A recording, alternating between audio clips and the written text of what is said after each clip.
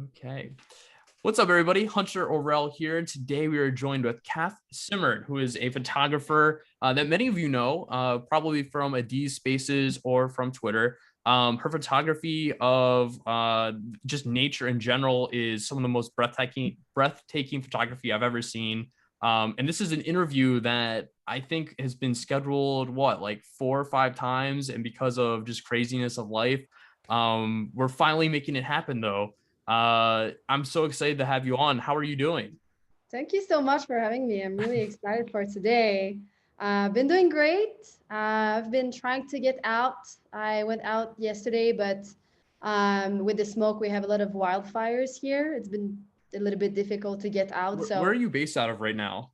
So I'm in Canmore in Alberta, in the Canadian Rockies. So yeah, it's a stunning place. We've had a pretty weird summer. So we've had wildfires starting at the end of June all the way to now. So we haven't really been able to do like anything outside. So that's why I've been a lot of on Twitter more than usual. It's not Right. my not normal for me. Usually I'm like off social media for days at a time. But yeah, I'm just having fun on Twitter and meeting new people. So it's still pretty cool.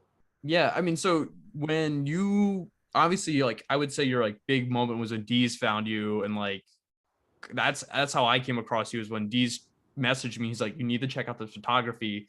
And then he bought one of your pieces. Then you had a huge sale for 30 ETH. Yeah. I mean, how did you find out about NFTs? Was it just like you happened to come across them, or how did that happen? I think to be fully transparent, I think I heard for the first time about NFTs on TikTok. Really, of all Yeah, places, on really? TikTok.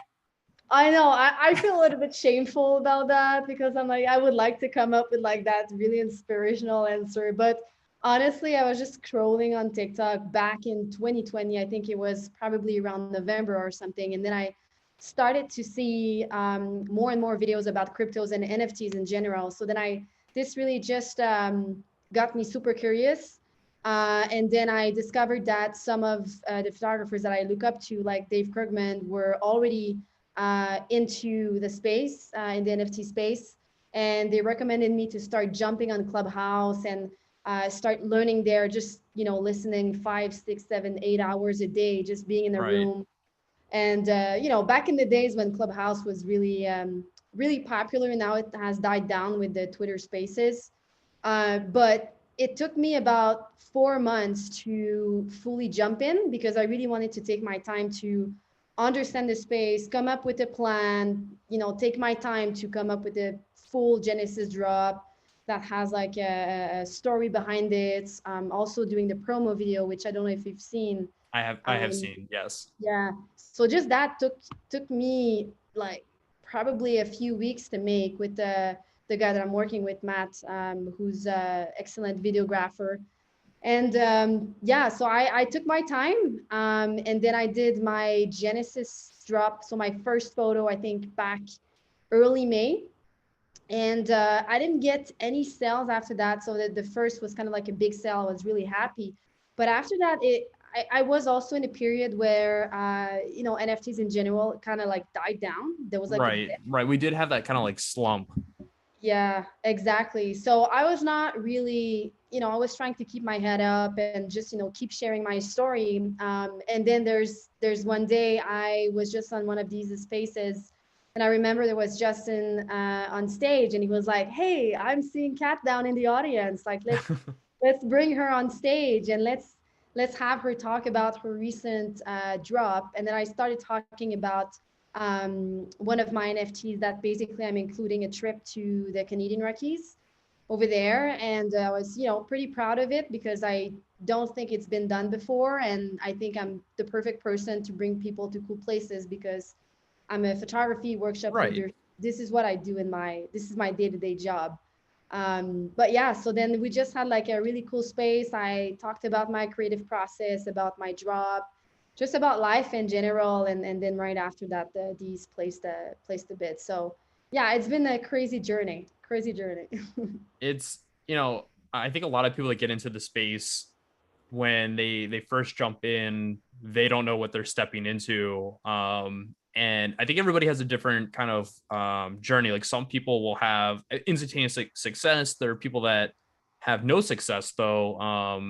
I think the most worrying for me, and I hopefully you can speak to it and kind of share your experiences. You get that initial sale, you're like, oh my god, NFTs are going to change my life, and then you have a period of no sales.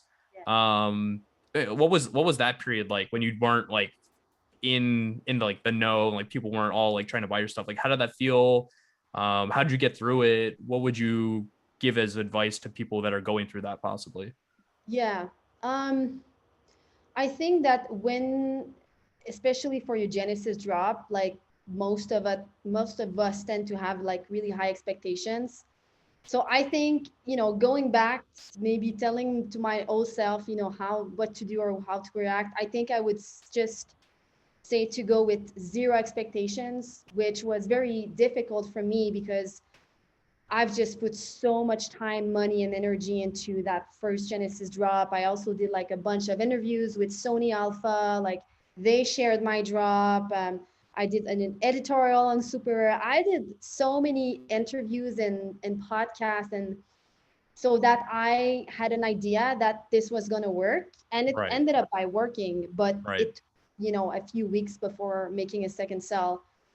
So, and I think that maybe some people, they tend to just become a little bit depressed and sad about it, and they're like, you know what, fuck it, let's just like stop, whatever.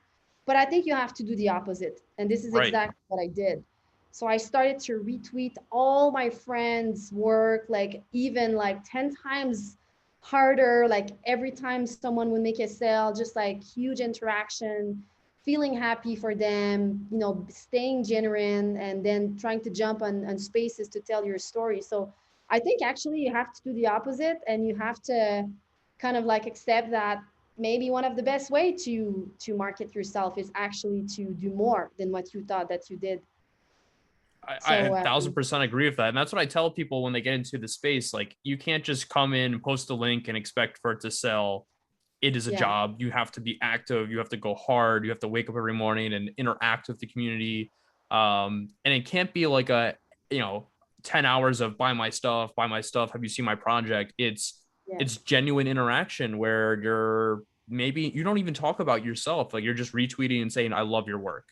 And exactly. from that comes a following, comes friendships, comes people who will buy your stuff.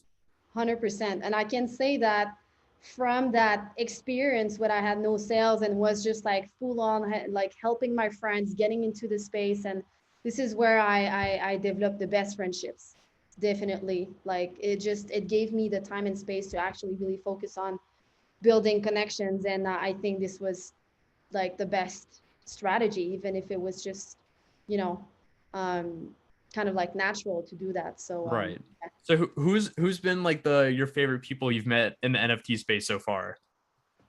Um, you know what? I really like the photo crew that I just did with the fractionalized fund. So Okay. John, Ravi, Ben, they're like great, really great artists. They're just amazing people. John is like that bubble of positive energy, just always so uplifting. And Ben is an amazing photographer, really talented. And Ravi, I remember back in on Clubhouse, I was just listening to him speak, and he's just like so eloquent and so outspoken, and he's also very good at art direction. And I think he's just like, yeah, he's amazing. And Ravi, I remember I knew him kind of like from the Instagram crew, but I never got the occasion to talk to him. So yeah, I just learned to know him, and he's been amazing. And yeah, there's also Dave Krugman, which I did take a trip with him back 2 years ago with the Sony Alpha crew. So we did talk a little bit, but more like friendly. But I feel that the NFT space, just like sharing a passion together, really helped It kind of like is. It's create. everybody supporting each other. Like, and it's been Yeah, really interesting because I think I've met a lot of people in the photography kind of like group and in the animation group and like the 3D design group, and they all like, even though there's kind of like niches within NFTs, they're all like, yeah, I'm an NFT person. Like at the end of the day, and I want to like support and like, it's just one big family. It's so cool. I love it. Yeah, it's been really crazy. Also, I've really been like loving discovering new styles of photography or new style of art, because before NFTs, I was not really interested in 3D art. I was not really interested in conceptual photography even. And then I met Brendan, whose conceptual photography is amazing, and we've been connecting a lot over the last few months. And just like all these new amazing artists like are inspiring me to not even maybe try 3D art or animation, but even step up my game in photography and be like, okay, like this is freaking epic.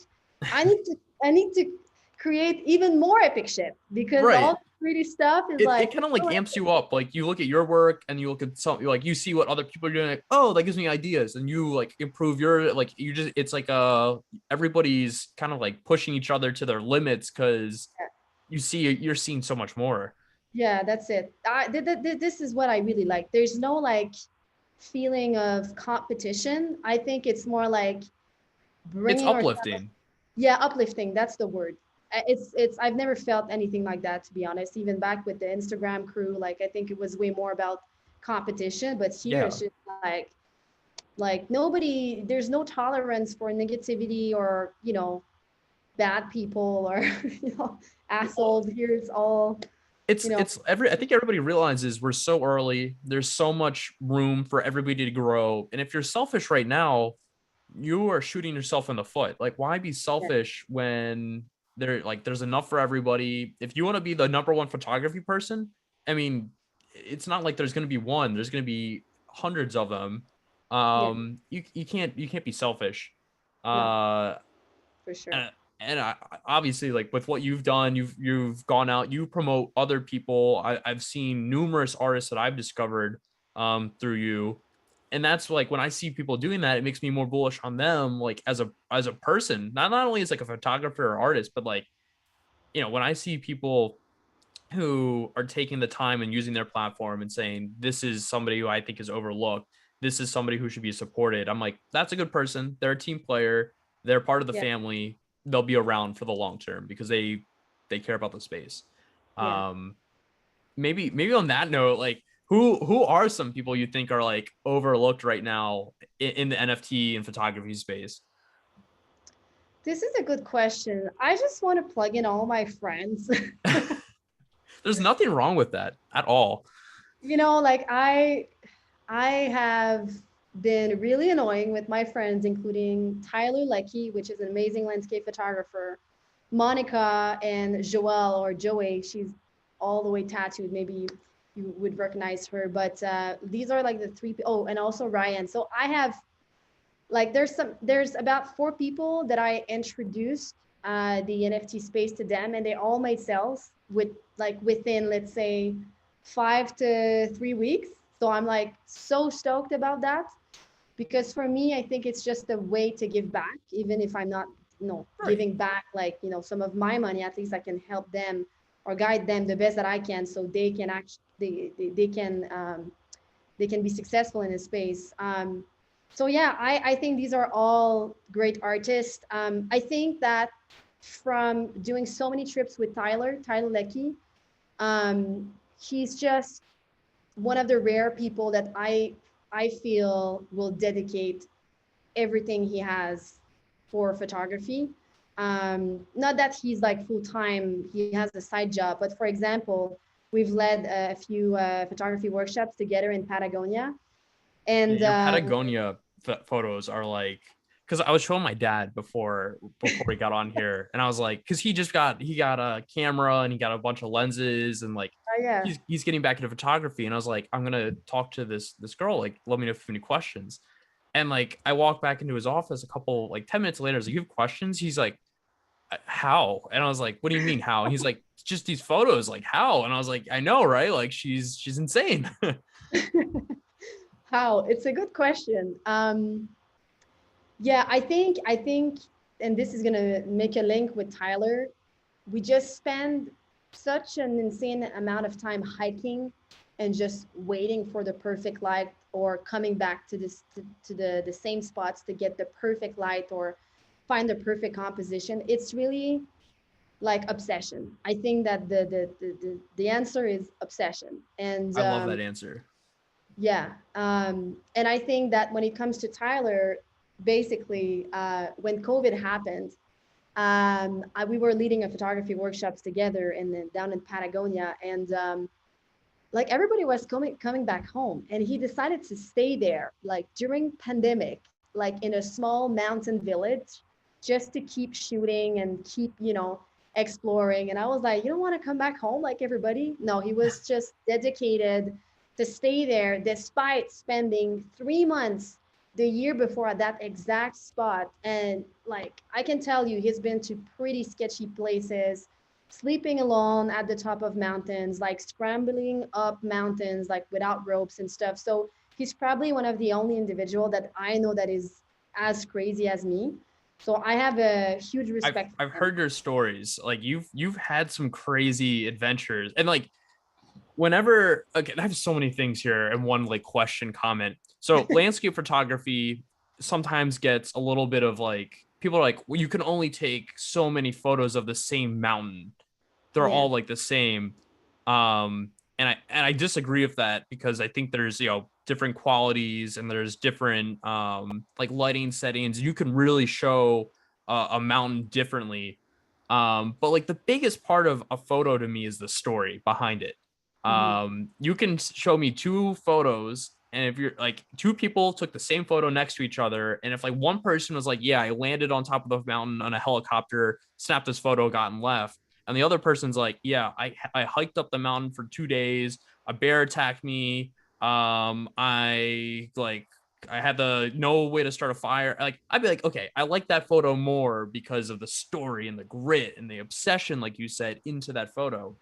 I mean, one, do you have a comment on like that philosophy I have? And then two, like I guess the follow-up question is like, what is your craziest like adventure to get a photo? Like, what did that look like? Um, because I do know you've had some crazy stories. Yeah, these are great questions. I think that as for your first question, personally, I feel more satisfaction from creating an image where I worked hard to get it compared to just getting out of my car and just snapping a photo. For me, there's like almost no fulfillment for that. And I think, when you start with photography, like it's pretty rare that you go full on like for days, like you're just learning. So when I started, I was a bit more like that. Right. But as the years passed, I just realized that I personally was connecting more with my work, where I was really pushing myself hard physically and mentally and sacrificing some sleep and going to crazy places, and then I come back and I'm just even more proud and I connect even more with it. And another thing that I have to add to that is that my style of photography is a little bit different from the traditional landscape Right. photography. So let's say like traditional landscape photography would be to capture a scene or the moment and then perhaps enhance some of the details or whatever, the sky and the colors. But for me, what I do is that I go in nature and I like to capture different bits and parts of nature, and then I'm in nature and I'm kind of like I'm collecting all the pieces of a puzzle. So then when I put everything together back when I'm home, I can create something that's like halfway of what I saw and experienced, and myself and my own personal vision of this place and my own personal interpretation. I love that. So this maybe for some people it can appear like, oh, you just take one sky and one foreground and that's it. But it's the opposite. Like I can spend years to come back to the same spot to perhaps just shoot the mountains, and then another year just to shoot the river because it has a bit more water, and then another year maybe same spot, come back to the same spot and then capture the perfect sky. So I like to merge, time and places and different elements of the same places together to create the final composite that it's called. So this is really what I'm passionate about, and where my personal photography is heading to. And it's where it has been over the last few years, I would say, as well. Wow. um, yeah, I love to do that. I think sometimes even when I look back on like photos where it's just a single shot, I like it, but I don't like it as much as, all the time that I've put into collecting all the little pieces of Right, the because city. you're creating on top of capturing at that point. It's not like, Yeah. I mean, the photo is one thing, but then to go and be like, I'm going to like make my own creation out of this, and it's years of hard work, and it's maybe like two photos you're in love with, taking one that you is like the perfect reality for you. Yeah, exactly. And I think you said it. It's the perfect reality for me. So even Right. if it does not represent the perfect reality of the natural landscape, then it's just, I think it's even more for me elevating, because that's how I personally create with my work. And as for a crazy story, I actually have two. I, Um, I love two. Two is better than one, so I'm ready. yeah. Okay. So the first story is basically it's a spot that is called Cobalt Lake that's in British Columbia in Canada. And I've been wanted to photograph that spot for so many years. I came back there probably 4 times. So first time arrived after sunrise, too late, conditions were bad. Second time, bad conditions. Third time, could not even see the trail. There was like a snowstorm. It was a complete disaster. Fourth time, I don't even know. It was just every time that I have done this trail, that something happened that were keeping me from even like seeing what it looks like. Right. Um, and it's a pretty hard hike. It's about 10 kilometers up. I think around 1,500 meters of elevation gain, which is pretty steep over 10 kilometers. And yeah, so like I remember back in 2019, I had about 2 weeks in the Canadian Rockies because I was doing some workshops. And I was like, I need to go back. I need to photograph the spot. I need to do it. Like, this is just like obsessing in my mind. I just remember that I wanted to capture that spot. So I decided to drive there. And then I slept in my car at the trailhead. And then I started the hike by myself at 2 in the morning. Um, so one important detail that I forgot was that the day before that I left, I saw a group of friends and they saw that on that exact trail, they had to turn back because they saw a grizzly on the trail. So, so despite this, I was So like, you know what? despite like your friends being like, "Hey, we saw a grizzly where you're about to go," you're like, "Well, let me just go at 2 a.m. by myself on this trail." Yes.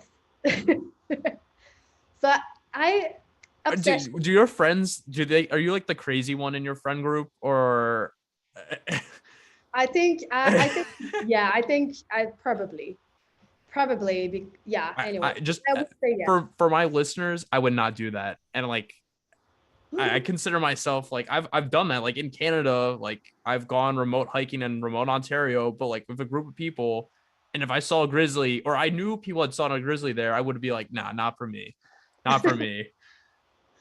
Yeah. Yeah, so there's that. And anyway, so I slept in my car, woke up at 2 a.m., and then I started the trail. And to keep bears away, right, first you need to have your bear spray, but second you have to make a lot of noise. So I was just screaming nonstop as I was going up, like completely out of breath. And then I was around, I think, halfway into the hike, and then eventually you reach a plateau and like lots of little streams, lots of berries everywhere, a perfect habitat for a grizzly.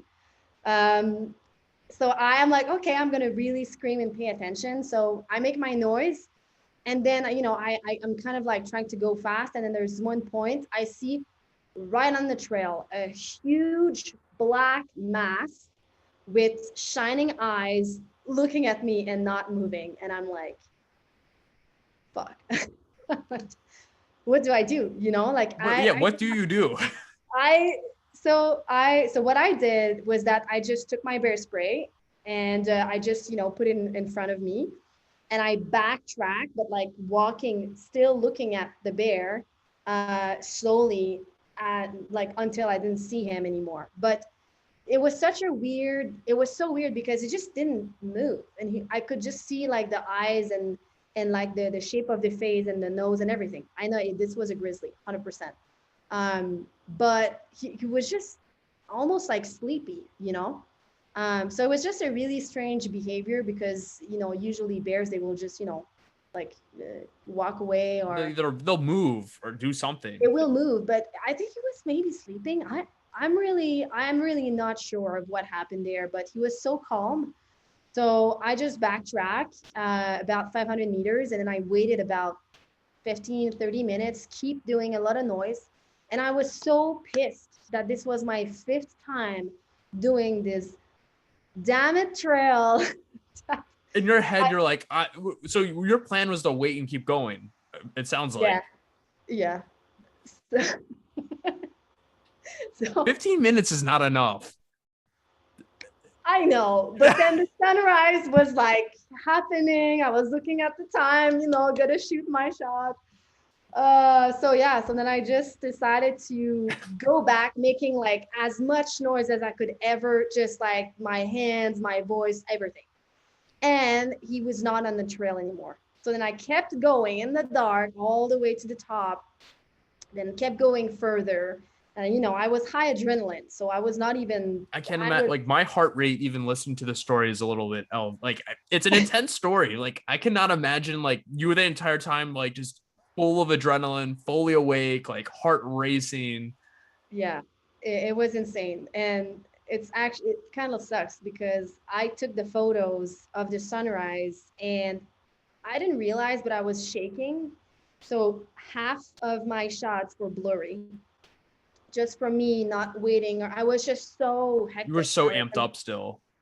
So amped up, and then the sunrise was happening and everything, and then I'm also taking a lot of self-portraits, so you gotta make sure that the camera is secure. Everything was falling down. I was a huge mess, but I was able to take one photo.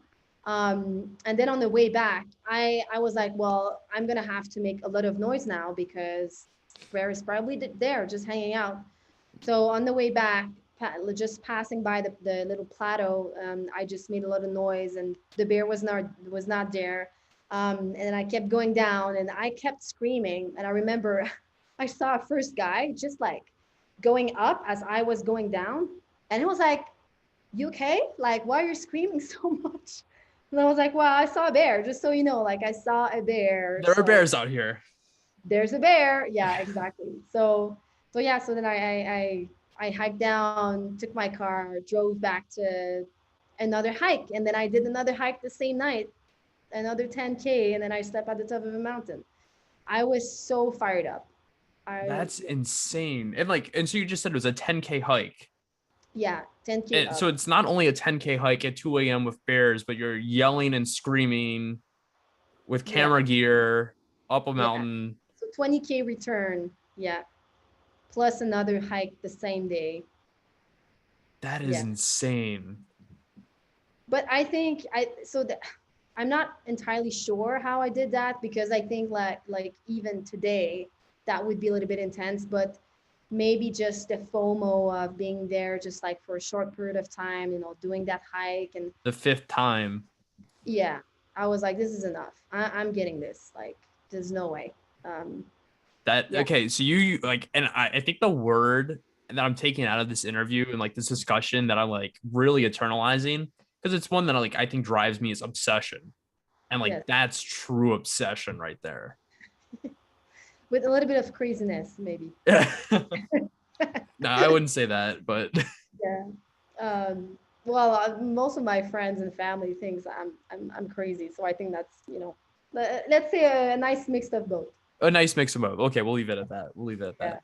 that. Um, yeah. And then for that second next that I'm thinking, which would be quite nerve-wracking, is actually the image that I dropped today, which is an ice cave. Um, so that image basically was taken also in British Columbia, and I took that last year, and I decided to hike up a glacier because I knew that there were some ice caves there, but it was during summer, and most of the ice caves during summer are not really accessible because the glacier is melting. So most of the ice caves are full of water. They're very unstable. You don't go there.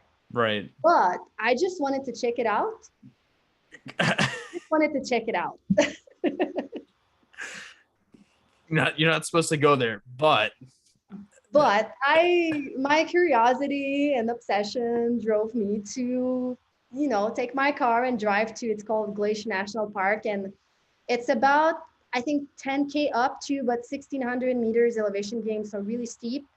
Also by myself, also in a bear prone area.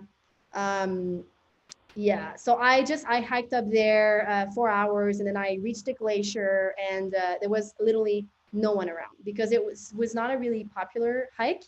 Right. So I'm up there, just kind of like the glacier is massive. So it's like, where do you find ice caves? So then I decided to start by the corner of the glacier.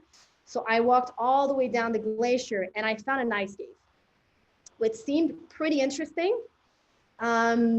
So I walked all the way to the entrance, and basically to get inside, you needed to go down first, and then you kind of just like walk straight. So in the ice cave, because it was melting and it was like 30 degrees, it's like there were a ton of big, massive boulders and ice chunks just falling off the ceiling every like 30 seconds. Oh, wait, so you could actively see them falling. Yeah, yeah, And you're yeah. like, let's keep going. And I was like, let's stop there just to like have a look at the ice cave. Right.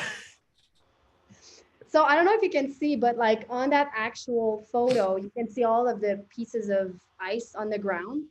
And also there was a lot of like rocks. Basically, there's some like rocks sticked to the ceiling that were also kind of like falling Right. as it's, yeah. And it was really probably the most unstable ice cave that I've ever seen. Anyway, so I'm like, well, maybe I'm seeing a kind of cool composition down there. Maybe if I just position my camera on my tripod and I just run down, take 2 or 3 shots, and then run back up like 30 seconds, maybe I'll be able to get something.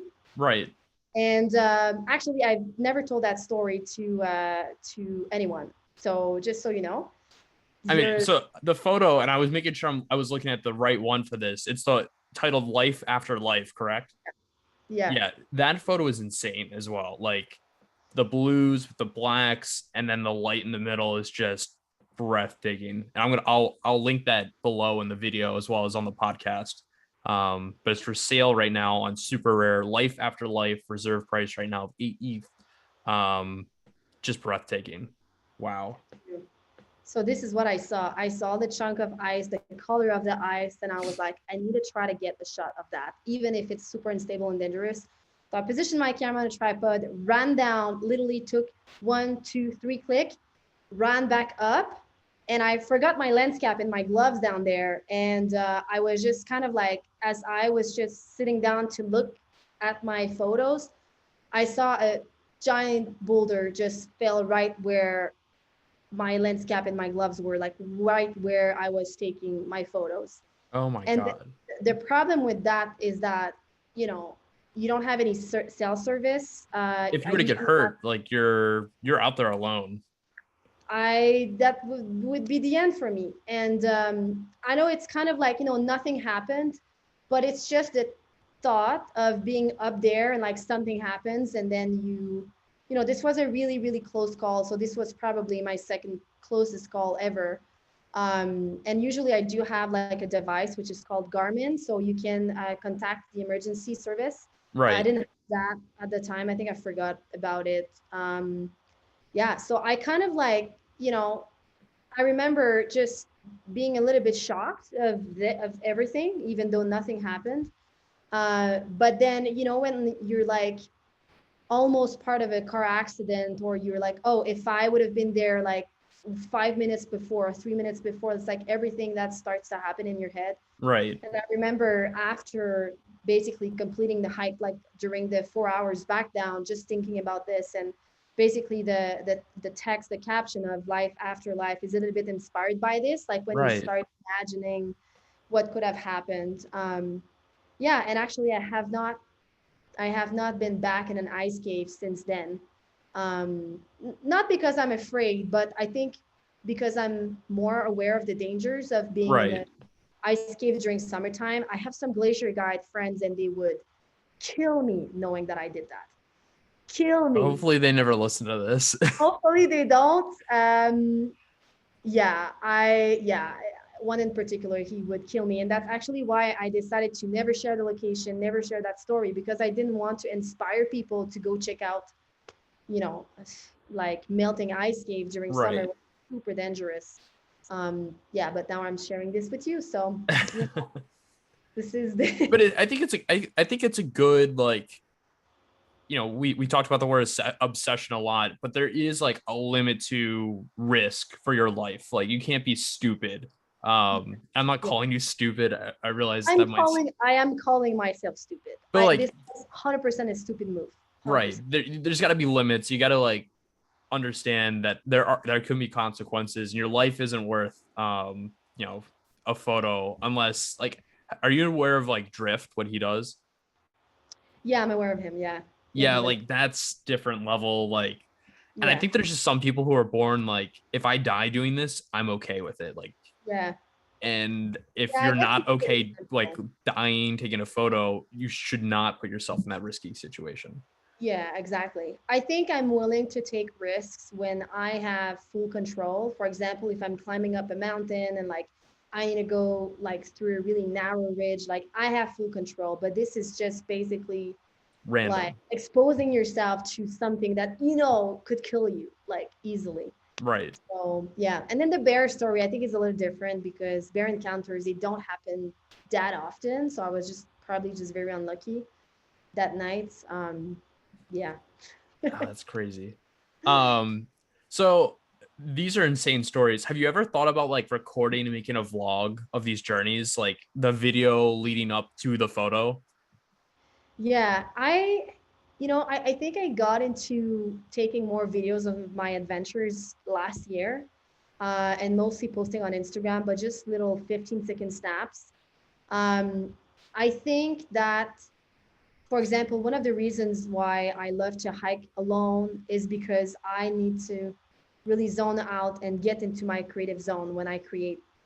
So if I'm with other people, unfortunately, it really snaps me out of this. Right. Um, so I feel that if I would vlog, then it would kind of like put a pressure on me to Right. have that performance. So I think what I would probably do is do, let's say, a first scouting trip where there's no pressure from me to actually get a photo, do a vlog of this, and then maybe come back another time to really focus on the creation. So that could work. That could Right. definitely work. But both at the same time, I think for me would be a bit difficult. Right. It's just an I thought, like, I imagine, like, you've talked about having these trips, like other people come with you. Like, I'm trying to remember who bought the one for like 30 ETH, and there was like a trip that came with it. Yeah, Vin Um Cactus. yes. Yeah. um just imagining like what that trip is like, and like understanding like what goes into it, and seeing the behind the scenes. Like, I know if I like went on a trip, or like if I saw the behind the scenes of all of this stuff, I would be like, all right, while it's coming out, kind of, it just gets you emotionally involved. But I totally get that. Like, it takes the authenticity out of the experience for you if you have to sit there with a camera, or even if there's somebody with you, because it sounds like you're very, very in touch with like what is happening around you, like the earth, like, and just being connected to nature at once, to get that image. Yeah, yeah, definitely. I'm not saying no, though. I think it's probably going to be a natural progression of my career. Right. I'm just learning to embrace this side of photography, whatever, and being comfortable, talking to the camera and being in front of the camera. So I think it's just going to be probably within, the next year or so. So It's yeah, exciting. yeah, So I have to ask, because I know people in like my Discord, and probably my dad and other people who are aspiring photographers are going to ask, what would be your suggestion to any photographer right now that's like, I got a camera, I've got photos, I have my craft. What should I do to start like my first NFT or my first collection? Because there's so many different directions you can go, and each has like pros and cons. What would be your suggestion? yeah.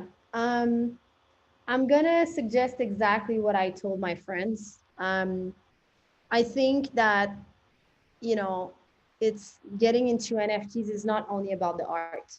You have to start being present in the community first. Right. And then within a few weeks, you can start thinking about minting. either your first NFT, either a collection. I think that the Genesis piece is something that's very important for many collectors. So I would tend to perhaps, mint a few one-ones first, let's say on foundation, and then think about doing a collection, just because I know that, Genesis pieces are really, really appreciated. And this is exactly what happened with my friend Monica. She got her Genesis piece snapped pretty fast. She spent a few weeks before in the community and, just like retweeting, being genuine, talking on spaces, sharing her story.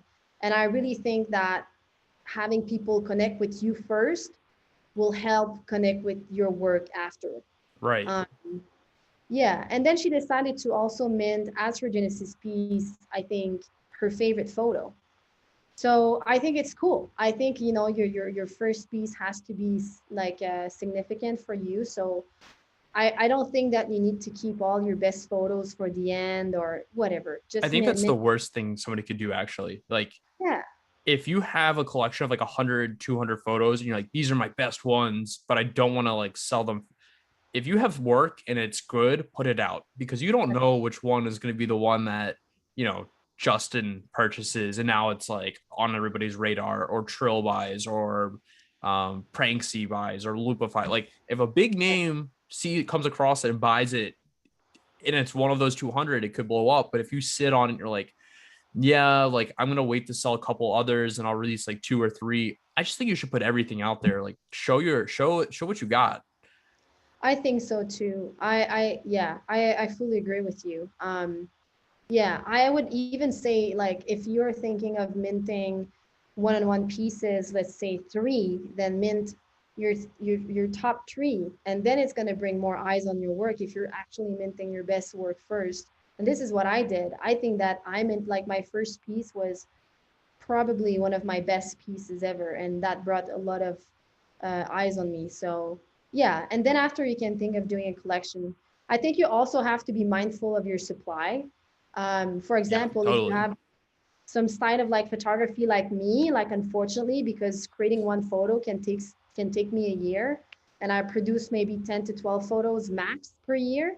Um, Maybe collections are not for you, or maybe smaller collections, or maybe multiple editions would be better for you, or Right. even fractalization, There's something. so many there's so That's many it. ways. And like, I've had this conversation with people where they're like, okay, I have 10 photos and I want to do like, each one is a one of one, it's a collection, and I want 20 ETH per photo. And I'm like, well, okay, you're thinking in the right terms of like, okay, 10 small supply, maybe higher. But like, if you don't have a following, you're not interacted, you haven't engaged in the community, nobody's going to come and drop right now 60K per photo No, unless it's like the hottest thing ever. And I don't even think like Justin or like, uh I'm trying to think of like, there's nobody can really come out and do that right now. no, I don't think so. And so you really need to like understand giving more value than you take, almost, but at the same time finding that price point where it's not like you are going to regret selling it for that. And it's a Yeah, really hard kind of like experimentation, almost to like, you might not even make a mistake, but you learn from that mistake. Like, I somebody was texting me and they're like, oh my god, Hunter, like, I sold a photo. No, it wasn't a photo. It was like a hand drawn piece. And like, I sold it for point 0.2 and they resold it a couple days later for 0.7. Like, I'm so stupid. And I was like, no, you're smart. Like, you have yeah, a collector who now bought something and resold it. He now has positive thoughts about you. You gained a new collector. And I was yeah, like, are they following you? He's like, yeah, they both follow me. They always ask me if I'm coming out with new stuff. I was like, you didn't lose like in this situation. You didn't underprice. You priced it correctly.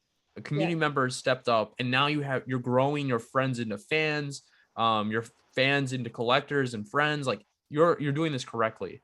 yeah, Um, yeah. that's kind of how this whole like supply and pricing. That's how I approach it. Yeah, exactly. If you if you can afford to put out a big collection of 50 photos every month, then there's no problem of you, putting like these photos point one, because anyway you can sell a lot of them. Right. But perhaps with someone who's a little bit more limited, then it makes more sense to price higher. But people have to know that a higher price also comes with perhaps more behind the scenes work, more presence in the community, more time spent on Twitter, more interviews, more, more of everything, Right. because it's more difficult to sell something that's priced higher. So yeah, I think it's there's definitely like different ways to start with, but I do think that starting lower, especially for someone who's non-professional or just starting in photography, that's the way to go. Yeah. Like even if maybe a few other photographers might be selling, 1.5 and more, maybe sometimes starting at 0.5 is good, and then it might create a bidding war, and then that's how you get more eyes on your work. And also that's how you get secondary sales, like you just said. Yeah, so it's definitely a tricky subject for people starting, but yeah. So would you tell people to go do like mint on OpenSea, Rarible, or like Foundation? I'm curious on that because not everybody Yeah, can just go and get like you post on OpenSea. And for yeah, anybody who doesn't know, OpenSea is one of ones. It's kind of like the white glove luxury, platform to yeah, post and super mint rare. on. You said OpenSea, super rare. Say that again. You said OpenSea. I think you Or meant super rare. super rare. Sorry, there's Yeah, just so yeah, that's many. fine. There's so I many. know, I know, I know. Me too. I get so And it's confused. also late. I've been up since like 4 a.m. and Yeah, I it's 10 forgive you. now. It's okay. Um, Brain is fried. so like not everybody can go to super rare. Where Yeah, would you tell a newcomer to go and mint on right now? yeah. I think foundation. Foundation. Foundation is yeah, I think the foundation is like the community, I see this at the community platform. And yes, they're taking 15%, but I do feel that you see more high-end stuff on there. There's been a lot of photography selling on there. Lots of collectors are also collecting on there. So I would say OpenSea, maybe start by minting one-on-ones, one photo, wait for it to sell to mint the second one, wait for it to sell to mint the third one. And after that, if you want to do a collection or keep minting one-on-ones, I think that's the way to go. Right. Um, yeah, that's what I would do if I would start now.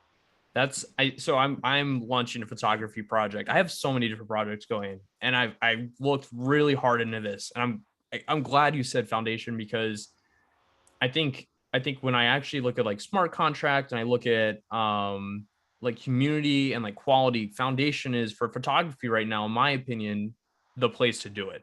Yeah, Um, just it kind of checks off everything. Yeah, like you're not on OpenSea, but like that's coming at some point. They'll link yeah, that and you'll be able to search and find things that are from there. Right now, like you can't find anything from Rarible because they're kind of feuding over stuff.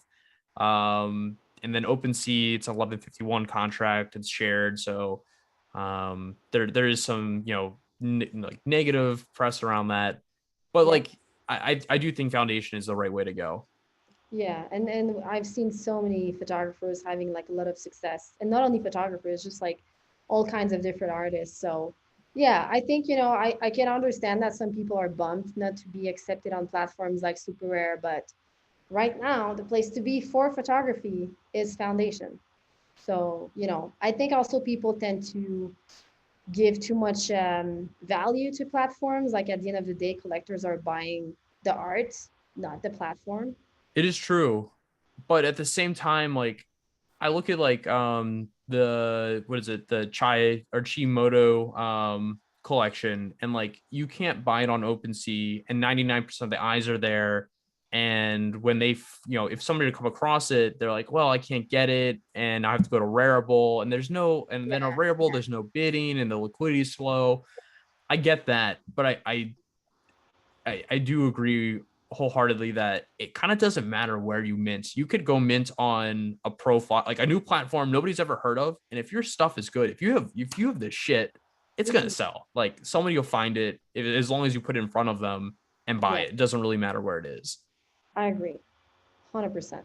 Yeah, It has a nice feeling to be on Super Rare, but at the end of the day, that what matters is the art. right, It's, yeah. 100%. Mhm. So I have to ask you. I have a couple questions that are like more like personal, I guess. What was the first thing that you minted? Like, what's the first NFT you ever purchased? That I ever purchased. I think it was. I think it was my eighth. Wait, really? I think so. I think it was actually. I do remember that post because I remember like freaking out over it. I'm not sure. Maybe it was the Yetis, but at the same time, I received the Yetis as a gift. So I didn't really mint it. So I would say that the real purchase would be the ape. And that's aged well, very well. Yeah, I think I bought it at 5, and now it's the Was Florida. it was that because I think for a lot of people spending at that point it was probably like around like $2,000. Like you just spent $10,000 on a animated, a hand drawn ape. What Yeah, was like that weird to you? Did you tell friends and family and they're like, "What? You're an idiot. What are you doing?" I did not. I did not. I don't. That might have been smart for like just to avoid the conversation of what you. I did not, but then I started photoshopping that ape because I at that time I had like one with a leather jacket and like a weird hat, and I was saying that he was my boyfriend and I was bringing him with me on adventures. So I photoshopped him like in the river, like me holding just a head, like on the hike. So that was super cool. But then I sold it. I sold my boyfriend for 90, and then I bought a new one at 5.6. Oh Uh, wow! one that was maybe a little bit more representative of my aesthetic. What did you Um, What'd you buy? What are the features? so the new one only has a hollow and is like naked, like no nothing. So very clean, and it's tan fur, and the background is blue. I love Obvious. it. Yeah, super simple. I like clean. I like clean apes, Clean, clean punk. aesthetic, good looking. Yeah, yeah. So I'm pretty happy with that. That's awesome. Yeah. What would be your like rail NFT if you could get any NFT right now, no matter what the price, like what is your like would be the NFT to have for you? I don't know if this is gonna sound bad, but I'm gonna say a punk No, that's because not bad. Like that's I think a lot of people do hold that as like their grail NFT. yeah. Which one would Um, it be though? so there's actually one that Dee's had back in the days, and I missed on it. Brown hair with a black mask. So once again, like super minimalist, like my vibe with like the superhero sort of mask. I really like this one. And there's another one which I really like. Black hair, straight, the pirate eye, and a mole. Oh, That's it. Looks pretty good. But I think this one is at 69 right now, so I'm gonna have to sell more you're gonna have NFTs. to sell more art to get to it. I would say if you sold like let's say you sold 70 ETH worth of art in the next 24 hours, I would turn around and buy a punk right now, like like that. Yeah. Um, I am in the same boat as you though. Like I would put my next like big purchase as being a punk, and I watched it slip through my fingers like 3 times over the last couple of weeks of it going like getting sold at like 30, then getting resold at 46, and then it got resold again at 70, and now it's not even on the market anymore. And it's just like, oh, the pain. It's It so much hurts, huh? pain. It hurts. And I think that for me, like the reason why I would like a punk is not even because it's a punk, but I think that it just represents the shift in my mentality. Because when I came into the space, I was like, why are people spending so much money on these ugly pixelated faces? Like I just did not understand. Right. And now I get it. And I think it's when you get it that you're like, okay, now I'm really deep into the NFT space. So like want to spend that much money on a punk. But they're the OGs. So what can we do? Like they were the first. So They were yeah, they're like the first OG collectible project. I yeah, totally agree with that. yeah. Um, what was the last NFT you bought like recently? It's always curious to have these conversations around like the first and like what do you love and like what was the last like just to get an idea of like I don't Yeah. know, not like who you are. That sounds a little odd, but like just like what your like vibe is with the NFT space. Yeah, I'm being very careful with my purchase, and I just really like to get to know the person a lot if I'm interested in getting their work.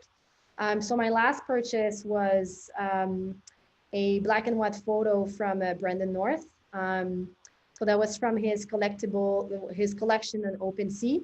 It's number 30, and it's called Spacebound.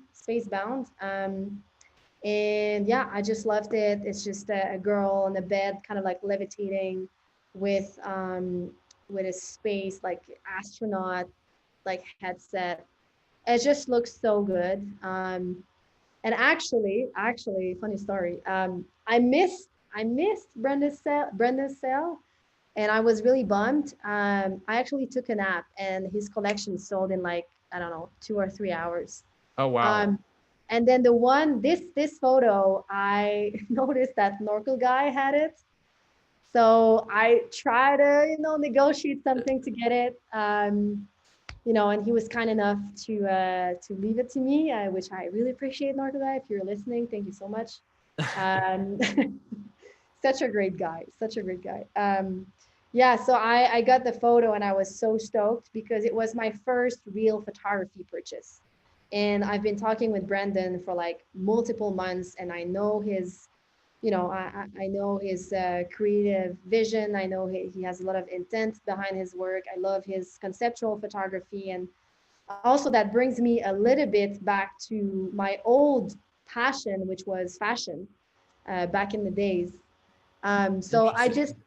yeah, so I think it was just a really cool sort of like remembering of back like this time and the NFTs and the space. And yeah, I just really connected with that image for some reason. I think it's stunning. I think it's one of the strongest of the collection. And now I just listed it for 12 each. So, who knows? Who I knows? I I'm love pretty these. I'm bullish. just looking at the collection, like the whole black and white, and then the Yeah, text like being painted onto people. Like it is a it's really all cool. very conceptual. Yeah, everything has a message behind it. I love it. Yeah, the one with the kiss me on the lips, like I would buy That's that in a good. heartbeat. In a Yeah, heartbeat.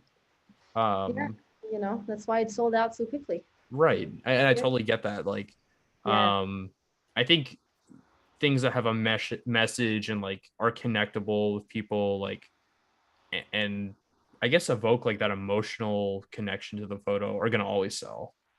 yeah, yeah, for sure. Um, I guess jumping into the NFT space, you've been a photographer forever.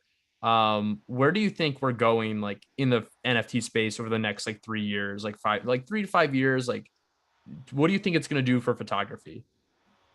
Yeah, I I don't see this stopping. I just don't see how this could stop or maybe slow down. But I think that, if I just look at my clients or my followers on Instagram, there's probably 1% of them that are even, a little bit in the NFT space. So I think it's just going to keep growing and exploding.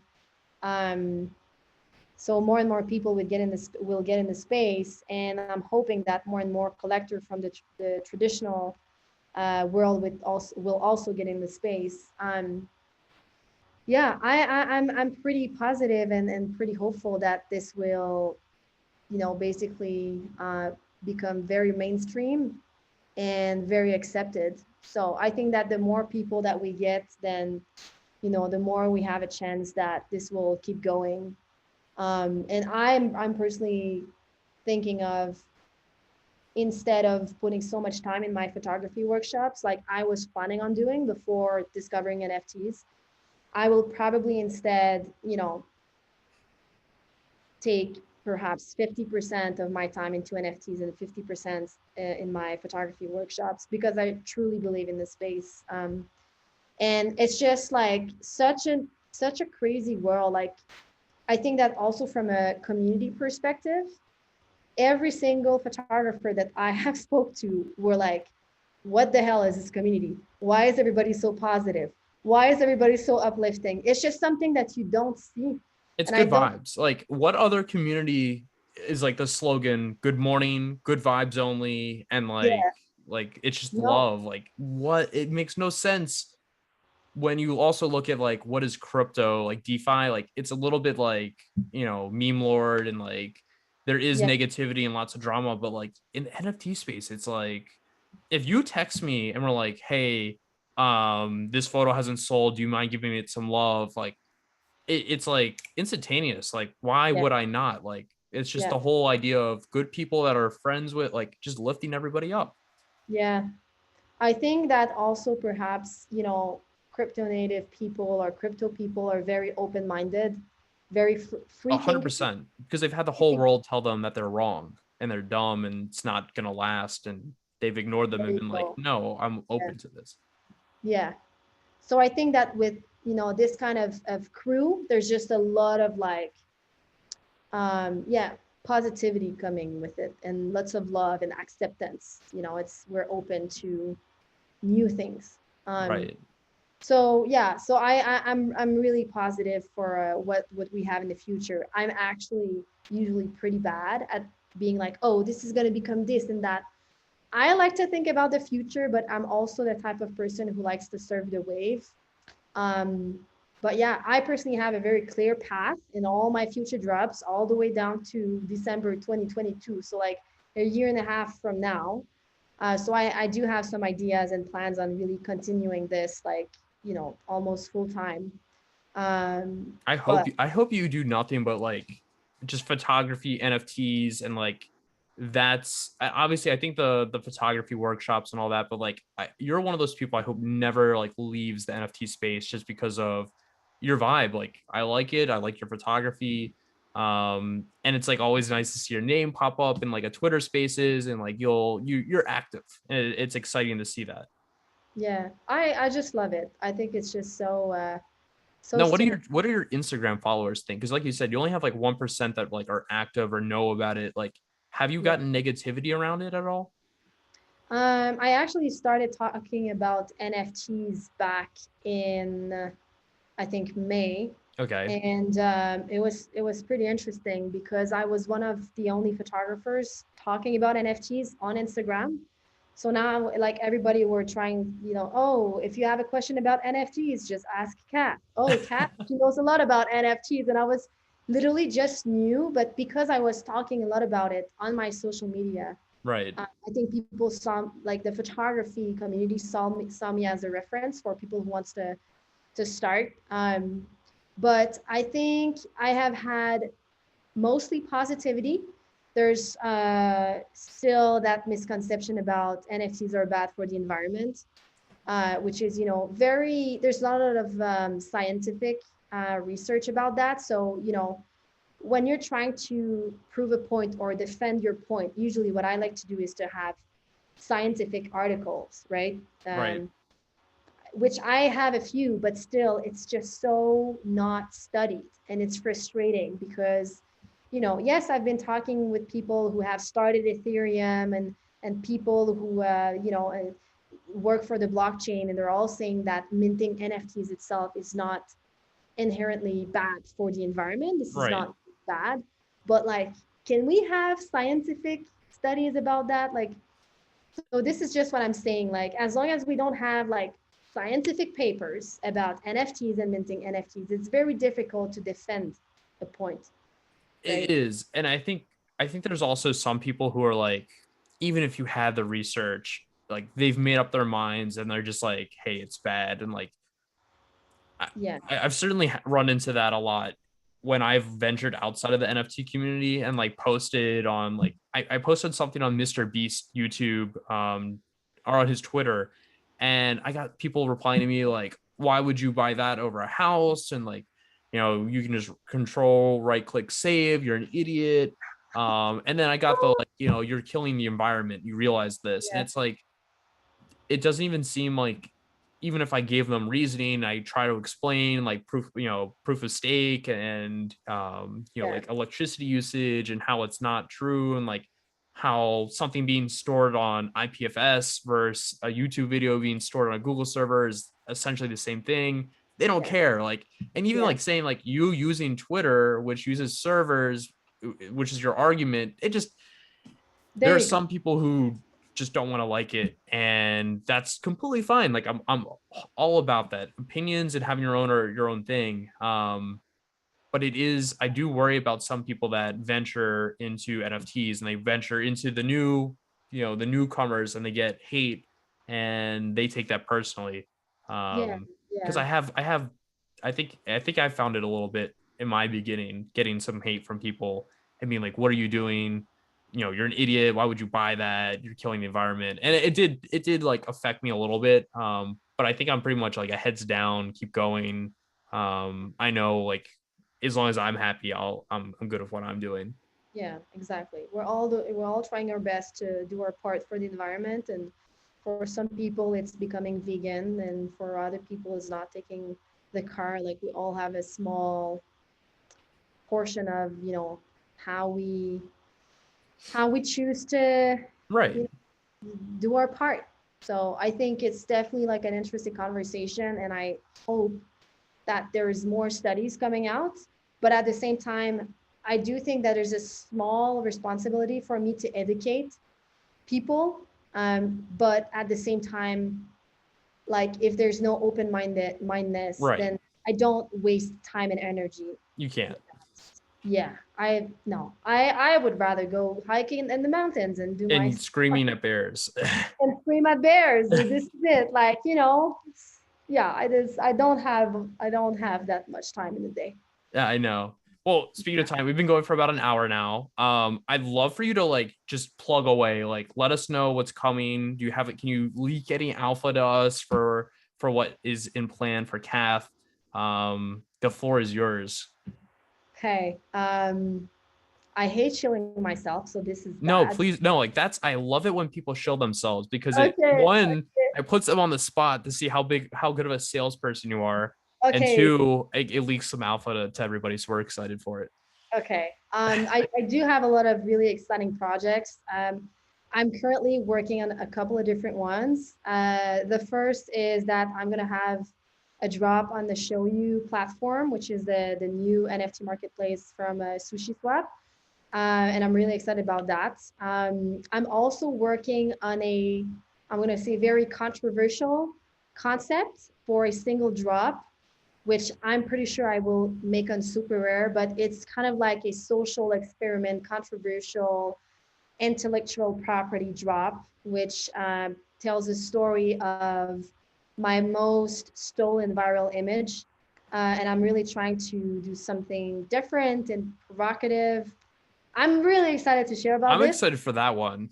Yeah. I think people are not really gonna understand at first and then get it. So anyway, I think it's a bit difficult to explain, but I really, really believe in this, and I do think that this is gonna create some big waves in the space. And then also I do have other like single drops on Super Rare. And I do have my number two big drop with the experience piece coming up, Oh, hopefully for November.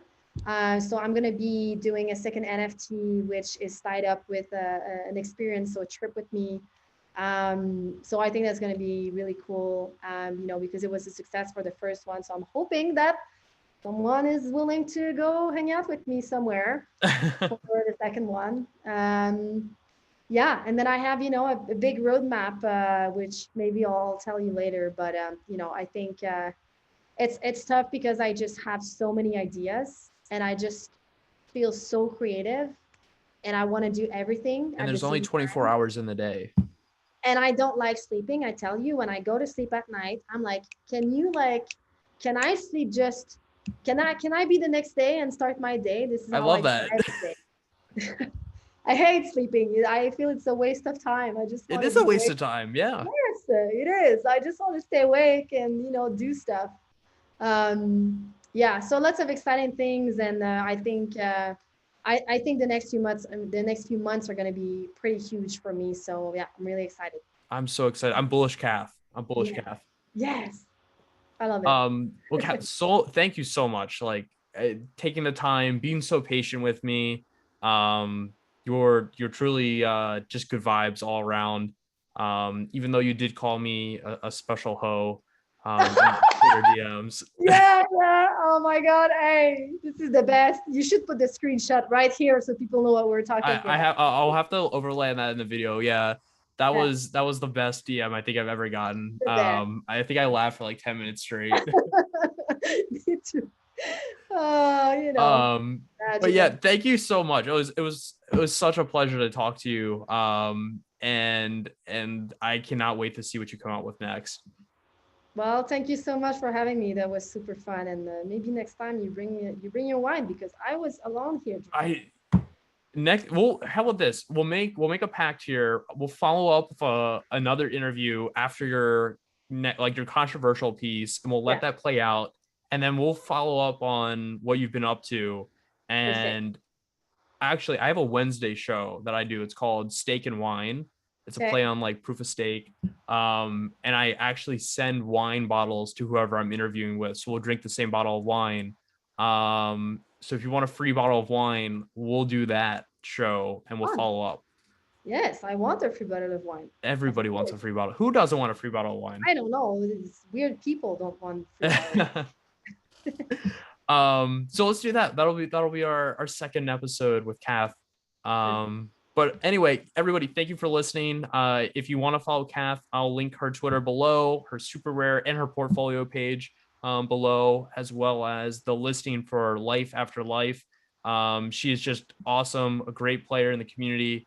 We can't wait to see what she does next. Thank you so much. Thank you so much for having me.